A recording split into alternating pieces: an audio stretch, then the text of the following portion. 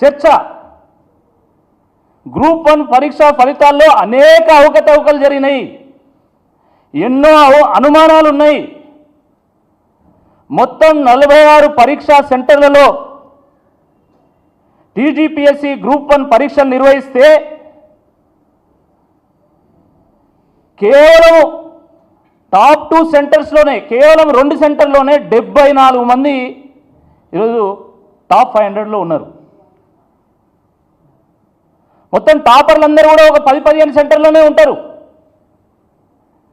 మిగతా సెంటర్లో అసలు టాపరే లేరు. అది ఎట్లా సాధ్యమవుతుందని నేను అడుగుతున్నా. లక్షల మంది గ్రూప్ 1 కోసం వాళ్ళు అప్లికేషన్ పెట్టుకుంటే ప్రిలిమ్స్ ద్వారా 25,000 మందిని సెలెక్ట్ చేస్తే 20,000 మంది పరీక్ష రాసింది. అంటే వీళ్ళందరూ కూడా ఎంతో కొంత నాలెడ్జ్ ఉన్నటువంటి వాళ్ళు, టాలెంట్ ఉన్నటువంటి వాళ్ళే. ఎవరు పడితే వాళ్ళు రాయలేదు. ప్రిలిమ్స్లో క్వాలిఫై అయినటువంటి వాళ్ళు రాసిండ్రు. మరి రాసినప్పుడు అన్ని సెంటర్లలో యావరేజ్గా ఫలితం రావాలి, కానీ కేవలం 1-2 సెంటర్లు లేదా కొన్ని సెంటర్లో ఫలితం వచ్చుడైంది. కొన్ని సెంటర్లో అయితే ఒక్కరు కూడా క్వాలిఫై కాదు, ఒక్కరు కూడా టాప్ 500లో లేరు. అది ఎట్లా సాధ్యమవుతుంది అని చెప్పి ఈ సందర్భంగా అడుగుతా ఉన్నాం. ఉదాహరణకి మీరు చూడండి, 18th సెంటర్లో 10% సక్సెస్ రేట్ ఉన్నది. 19th సెంటర్లో కూడా ఇంచుమించుగా అట్లనే ఉన్నది. 4th సెంటర్లో 0.2% సక్సెస్ రేట్ ఉంది. ఒక సెంటర్లో 10% సక్సెస్ రేట్ ఎట్లుంటుంది, ఇంకో సెంటర్లో 0.2, 0.3 ఎట్లుంటుంది? దీనికి ఏం సమాధానం చెప్తుంది టీజీపీఎస్సీ అని చెప్పి ఈ సందర్భంగా నేను ప్రశ్నిస్తూ ఉన్నాను. కేవలం అదే కాదు, పక్క రూల్ నెంబర్లకు సేమ్ మార్కులు వచ్చినటువంటి కేసులు సుమారుగా 1300 ఉన్నాయి. దగ్గర వచ్చినటువంటి మార్కులు అయితే అనేకం ఉన్నాయి. ఉదాహరణకి రూల్ నెంబర్ 2, 4, 6, 8 ఉన్నాయి అనుకోండి.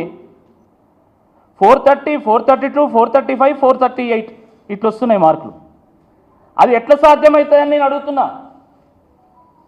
వీళ్ళందరూ కూడా గ్రూప్ 1 ఆస్పిరెంట్స్ అందరూ కూడా రాబోయేటువంటి రోజుల్లో కాబోయేటువంటి ఎంఆర్ఓలు, ఎంపీడీఓలు, డిప్యూటీ కలెక్టర్లు ఆ స్థాయి ఉన్నటువంటి వాళ్ళు. కాబట్టి గత వారం రోజులుగా జిఆర్ఎల్ రిలీజ్ అయిన తర్వాత అద్భుతమైనటువంటి డేటా అనాలిసిస్ చేసి వాళ్ళు వాట్సాప్లలో పెట్టిండ్రు.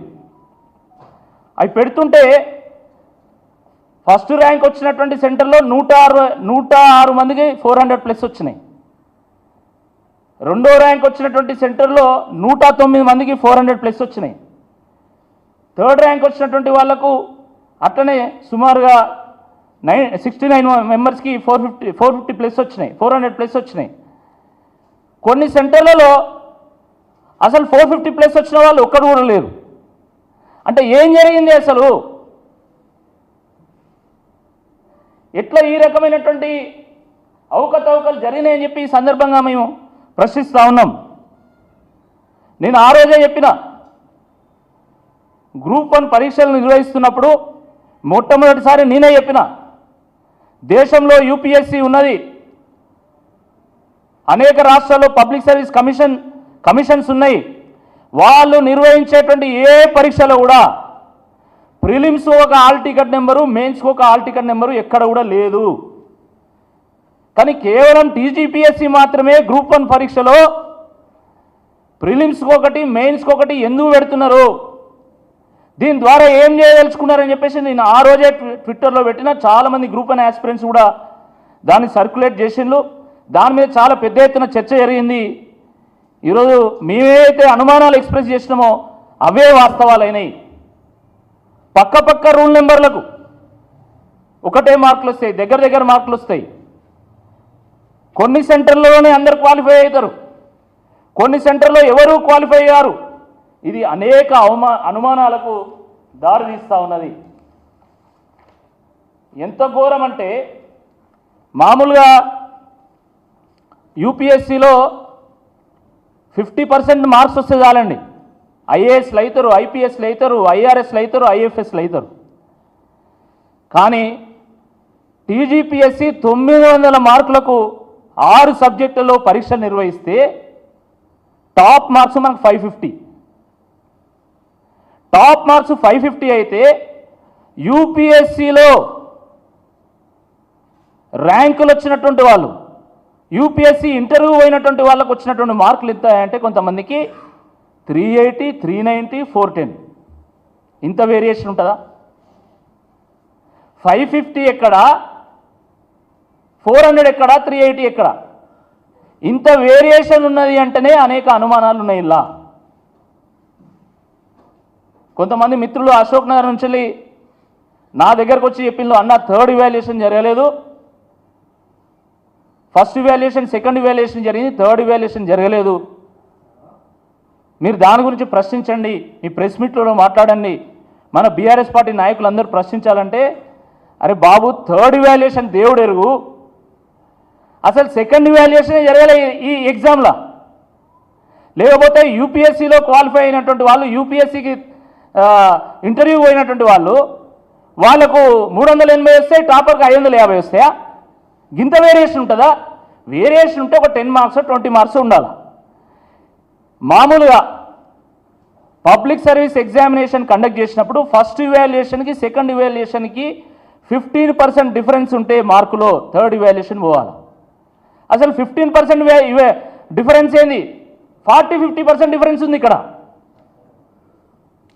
మరి అలాంటప్పుడు అసలు సెకండ్ ఇవాల్యుయేషన్ ఏం జరిగింది అంటే వీళ్ళు చెప్తున్నారు, అన్న 6 సబ్జెక్టులు ఉన్నాయి, ప్రతి సబ్జెక్టులో కూడా ఒక 5-6 డొమైన్లు ఉంటాయి, అంటే 5-6 స్పెషలైజేషన్ ఉంటాయి.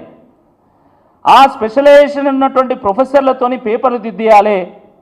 కానీ వీళ్ళు కాంట్రాక్ట్ వాళ్ళతోని, కనీసం నాలెడ్జ్ లేనటువంటి వాళ్ళతోని, అయితే ఎప్పుడో రిటైర్ అయినటువంటి వాళ్ళతో దిద్దిచ్చిండ్లు, వాళ్ళకు డొమైన్ ఎక్స్పర్టీస్ లేదు కాబట్టి ఈ రకమైనటువంటి ఫలితాలు వచ్చినాయి అన్నారు.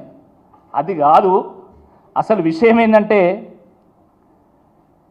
మినిమం నాలెడ్జ్ ఉన్నా కూడా వాళ్ళు ఇచ్చినటువంటి బ్లూ ప్రింట్ ప్రకారం మీరు వాల్యుయేషన్ చేసినా కూడా 2 సెంటర్లలో 74 మంది ఉంటారు, చాలా సెంటర్లలో ఒక్కడు కూడా ఉండడా. ఖచ్చితంగా ఏదో గోల్మాల్ జరిగింది గ్రూప్ 1 ఎగ్జామినేషన్స్లో. There is no doubt about it, there is no doubt about it. ఈ కాంగ్రెస్ ప్రభుత్వం 6 గ్యారంటీల గురించి ఒకటే దంచుడు, అసెంబ్లీ లోపల అసెంబ్లీ బయట ఊదరగొట్టే ఉపన్యాసాలు. 6 గ్యారంటీలు దేవుడు ఎరుగు, కానీ ప్రతి కేటగిరీలో మాత్రము కొన్ని పోస్టులు మాత్రం మీరు గ్యారంటీ చేసుకున్నారనే అనుమానం ఈరోజు అందరికీ ఉన్నది. అందరు మాట్లాడుతున్నారు. అచ్చని ఇట్లా మాట్లాడగానే ఇప్పుడు కేసు పెడతారు కావచ్చు. ఇంతే కదా, ఇక మీకు తెలిసిన విద్య ఏముంది? మీకు తెలిసిన విద్య అదే కదా. ప్రతిరోజు మా కేటీఆర్ గారు, ఆర్ఎస్ ప్రవీణ్ సార్ గారు ఈ కేసుల గురించి మాట్లాడుతున్నారు.